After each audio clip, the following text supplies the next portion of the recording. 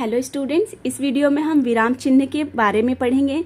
विराम चिन्ह का क्या अर्थ है, उसकी क्या परिभाषा है, उसके कितने प्रकार हैं और कौन से विराम चिन्ह का कब प्रयोग किया जाता है, ये सब समझेंगे। तो चलिए स्टार्ट करते हैं। पहला है यहाँ पर विराम चिन्ह का अर्थ। विराम चिन्ह का क्या अर्थ होता है? विराम चिन्ह का अर्थ होता है रुकना, ठहरना या विश्राम करना। वक्ता को बोलते समय अपनी बात को स्पष्ट करने के लिए बीच बीच में कुछ स्थानों पर रुकना पड़ता है। वक्ता कौन होता है? बोलने वाला व्यक्ति, जिससे श्रोता, जो सुनने वाला व्यक्ति है, जिससे श्रोता को उसकी बात स्पष्ट हो जाए। जो वक्ता है बोलते समय क्या करता है? बीच बीच में कहीं कहीं पे रुकता है। क्यों रुकता है? जिससे वो इसलिए रुकता है ताकि जो सुनने वाला व्यक्ति है उसको उस वक्ता की बात अच्छे से समझ में आए और वो जो बोलना चाहता है वो स्पष्ट हो, क्लियर हो। इसी तरह लिखते समय भी रुकने के स्थान को प्रकट करने के लिए कुछ चिन्ह निश्चित किए गए हैं जो विराम चिन्ह कहलाते हैं। इस प्रकार हम कह सकते हैं कि यहाँ पे विराम चिन्ह की परिभाषा दी गई है।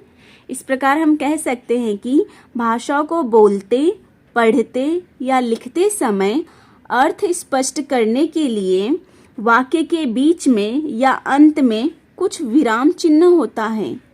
लिखित भाषा में विराम चिन्ह को प्रकट करने वाले चिन्ह विराम चिन्ह कहलाते हैं।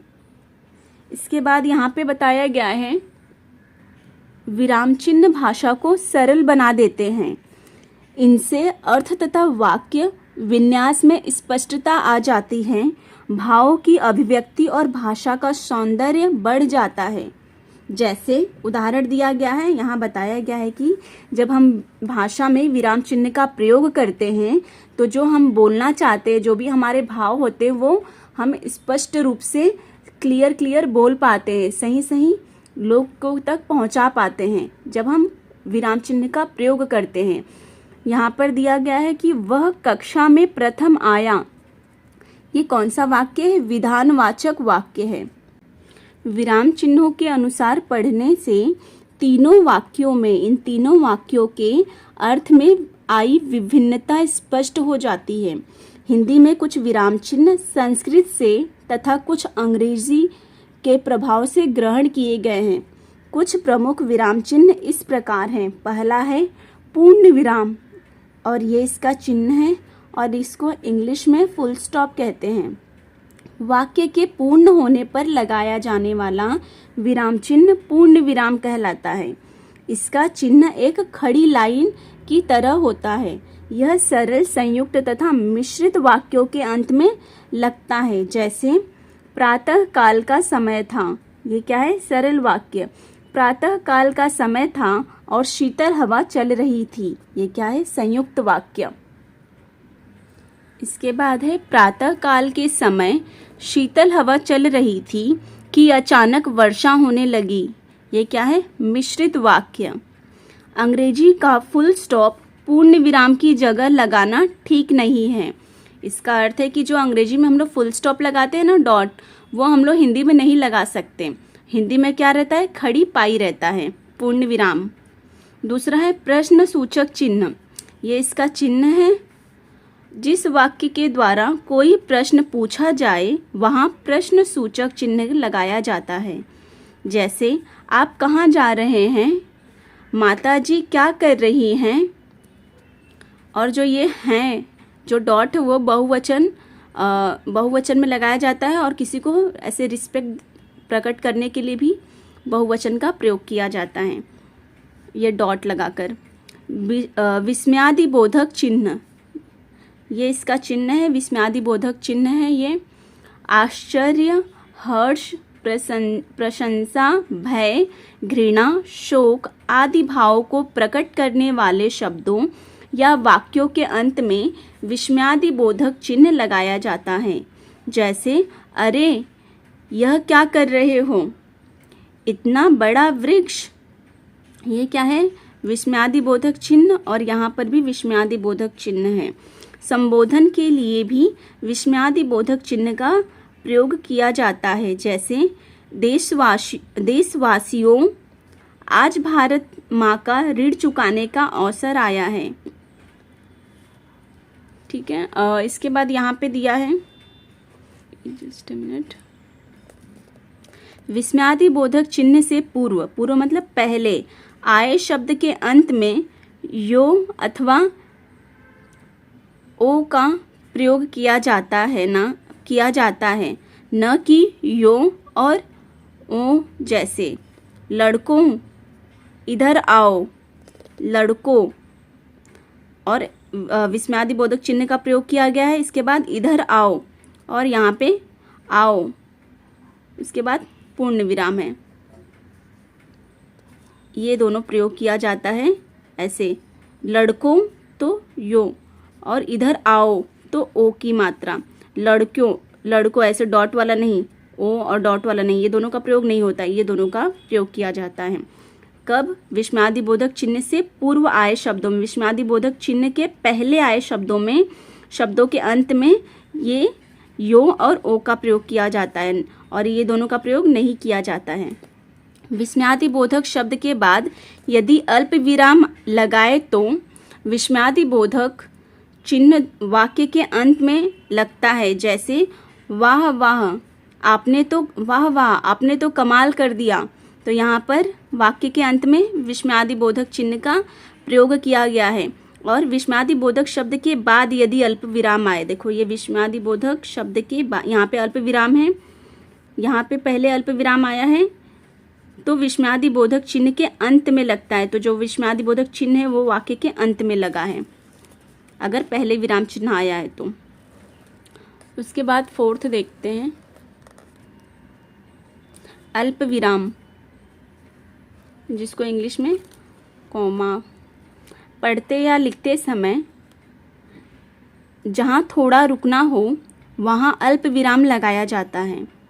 पढ़ते या लिखते समय जहाँ थोड़ा रुकना हो वहाँ अल्प विराम लगाया जाता है। वाक्य में एक तरह के अनेक शब्द होने पर, वाक्य में एक तरह के अनेक शब्द होने पर प्रत्येक शब्द और वाक्य के शुरू में हाँ या नहीं के बाद अल्प विराम लगता है। जैसे हमीद बहुत ईमानदार, परिश्रमी, कर्मठ और उदार व्यक्ति है। तो यहाँ पे अल्प विराम चिन्ह का प्रयोग किया गया है। हाँ, यहाँ पर भी अल्प विराम चिन्ह का प्रयोग है। हाँ, मैं आज ही वहाँ पहुँच जाऊँगी।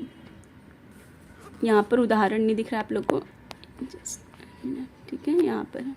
उसके बाद लास्ट है उद्धरण चिन्हों से शुरू होने वाले वाक्यों से पहले भी अल्प विराम का प्रयोग किया जाता है। जैसे पंडित ने कहा, उसके बाद यहाँ पे अल्प विराम चिन्ह का प्रयोग होता है। उसके बाद यहाँ पे दोहरा उद्धरण चिन्ह का प्रयोग किया गया है। पंडित ने कहा अल्प विराम, ये हमारे आधुनिक तीर्थ हैं। और वो जो का त्यों उन्होंने कहा है तो उसको दोहरा उद्धरण चिन्ह में रखा गया है, लिखा गया है। पांचवा है अर्ध विराम चिन्ह। जब बोलते समय हम पूर्ण विराम से कुछ कम और अल्प विराम से कुछ अधिक रुकना चाहते हैं तो लिखित भाषा में अर्ध विराम चिन्ह का प्रयोग किया जाता है। जैसे जब सीता गाना गाती है मैं भी गाने लगता हूँ। तो यहाँ पे अर्ध विराम चिन्ह का प्रयोग किया गया है। माँ रोहन को पढ़ाती रही, अर्ध विराम चिन्ह का प्रयोग है, वह पढ़ता रहा। उसके बाद छठा है उप विराम चिन्ह। जो दो डॉट है उसको उप विराम चिन्ह कहते हैं। जब किसी बात को अलग करके दिखाना हो तो उप विराम चिन्ह का प्रयोग किया जाता है। जैसे प्रकृति की रक्षा, उप विराम का चिन्ह, मानव की सुरक्षा। आतंकवाद, उप विराम चिन्ह का प्रयोग है। फिर एक विश्वव्यापी समस्या। उसके बाद सातवां है उद्धरण चिन्ह। एकहरा उद्धरण चिन्ह है ये, और यह है दोहरा उद्धरण चिन्ह। ये दो तरह के होते हैं, इकहरे उद्धरण चिन्ह तथा दुहरे उद्धरण चिन्ह। इकहरे उद्धरण चिन्ह के बीच में लिखते हैं, इकहरे उद्धरण चिन्ह के बीच में लिखते हैं किसी कवि द्वारा रखे उपनाम को। मतलब यहाँ बताया गया कि एकहरे उद्धरण चिन्ह के बीच में क्या लिखते हैं, किसी कवि द्वारा रखे उपनाम को। जैसे हरिवंश राय बच्चन, हरिवंश राय बच्चन। पाठ का शीर्षक जैसे प्रेमचंद लिखित ईदगाह कहानी अवश्य पढ़ना। ईदगाह इसको एकहरा उद्धरण चिन्ह में, बच्चन को एकहरा उद्धरण चिन्ह में लिखा गया है। पुस्तक का नाम जैसे कामायनी, जयशंकर प्रसाद की अमर रचना, इसको भी एकहरा उद्धरण चिन्ह में लिखा गया है। ठीक है, इसके बाद यहाँ पर दोहरे उद्धरण चिन्ह का प्रयोग लेखक या वक्ता के कथन को ज्यों का त्यों, जैसा है वैसा ही, एज इट इज उद्धृत करने पर किया जाता है। मतलब ज्यों का त्यों लिखते हैं जब तब किया जाता है दोहरे उद्धरण चिन्ह का प्रयोग। जैसे लक्ष्मण ने कहा मैं भी भ्राता राम के साथ वन जाऊंगा, तो इसको दोहरे उद्धरण चिन्ह में, मैं भी भ्राता राम के साथ वन जाऊंगा, लक्ष्मण ने कहा। तो लक्ष्मण ने जो बात कहा है, जैसा कहा है वैसा ही लिखा गया है यहाँ पर, इसलिए इसको दोहरा उद्धरण चिन्ह में लिखा गया है। यहाँ बताया गया है कि ध्यान दे, दूसरे वाक्य में अल्प विराम का स्थान बदल गया है। पहले वाक्य में अल्प विराम यहाँ पे लगा है, लक्ष्मण ने कहा, उसके बाद अल्प विराम लगा है और जो उन्होंने कहा है लिखा गया है। लेकिन दूसरे वाक्य में पहले मैं भी भ्राता के साथ वन जाऊंगा और उसके बाद यहाँ पे अल्प विराम लगा है, लक्ष्मण ने कहा, यहाँ पे अल्प विराम लगा है, उसके बाद दोहरा उद्धरण चिन्ह लगा है। इसके बाद 8वां है योजक चिन्ह। पुनरुक्त शब्दों या समस्त पदों को जोड़ते समय तथा तुलना में इस चिन्ह का प्रयोग किया जाता है। जैसे दिन रात, इसमें योजक चिन्ह का प्रयोग किया गया है। कभी कभी, इसमें भी योजक चिन्ह। पाप पुण्य, इसमें भी योजक चिन्ह आदि। मधुसी, इसके बीच में योजक चिन्ह। मीठी, और ये क्या है, कौन सा चिन्ह है, ये हम लोग पढ़े थे अभी, अर्धविराम चिन्ह है। उसके बाद सूर्य सा, मधुसी, सूर्य सा, ठीक है, इसके बीच में भी योजक चिन्ह का प्रयोग किया गया है। 9वां है निर्देशक चिन्ह डैश। यह चिन्ह योजक चिन्ह से बड़ा होता है।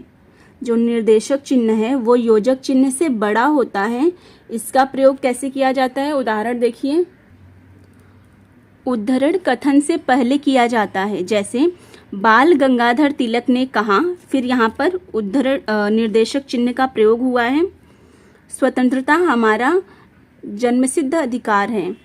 किसी बात का उत्तर, ब्यौरा अथवा उदाहरण आगे देना हो तो, जैसे मतलब यहाँ पे क्या बताया, उद्धरण कथन से पहले किया जाता है तो यहाँ बताया गया है, और उसके बाद यहाँ जब किसी बात का उत्तर, ब्यौरा या उदाहरण देना हो तो उसके आगे उदाहरण आगे देना हो तो, उसका उदाहरण आगे देना हो तो, जैसे एग्जाम्पल है यहाँ पे, हमारे गणित के शिक्षक कई भाषाएं, यहाँ पर चिन्ह है निर्देशक चिन्ह, हिंदी, अंग्रेजी, संस्कृत, बांग्ला आदि जानते हैं। ठीक है, ये क्या है, ब्यौरा है, मतलब उनके बारे में बताया है कि वो कौन कौन सी भाषाएं जानते हैं। 10वां है विवरण चिन्ह। यह है विवरण चिन्ह का निशान।